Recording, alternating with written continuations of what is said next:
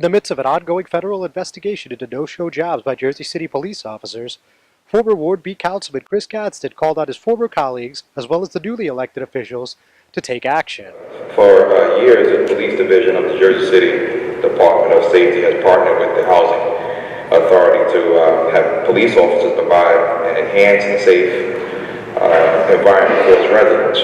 And in light of everything that was discussed with Chief Zaki and everybody else who may be investigated by the feds for stealing time, I think it's time for the City Council to investigate and to open up an investigation, because I remember back in February, I did have questions inside of the caucus when we authorized about $350,000 to be used down at the housing sites all throughout Jersey City. So that program, basically from the ordinance, it basically started back in 2015. So from 2015, 16, 16, and 17, and what we voted on in 17 and 18, potentially that's about like $500,000 to $1 million of money that in partnership with the Jersey City Police Department and with HUD, that really is like where do we find a funded community policing effort like that? Like that right there, whether you be in Curry Woods, whether you be in Booker T, whether you be in Marion, where do you find that type of police, community policing strategy? So I just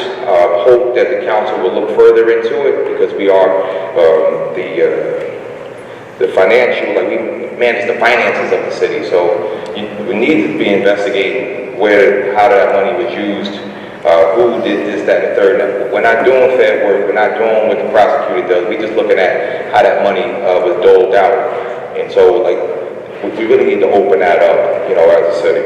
I think it's time for Jersey City to have a civilian review board, not the public safety board that we have currently right now. There's three particular types of civilian review boards. The first type is when we investigate specific allegations of officer abuse, and we findings, and then we submit those, whatever, to the chief of police or to whatever designated body. The second type is that we review findings from the police department's own investigation, like the internal affairs office. Like we kind of look those out and we see if those are fair or not. The fourth type is just an audit where we focus on specific complaints, but instead of audits, the internal review process to ensure that things were done fairly.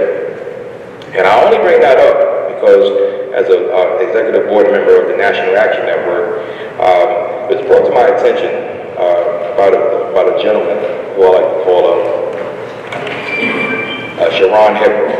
Sharon Cooper. Mr. Cooper cannot speak. He's not going to speak, he's just here. So back in August, Sharon was inside of Waterborne Park, and he was chased and he was ran over by a police cruiser. Jerome's story, whatever, would not have come out unless videos and things like that was leaked.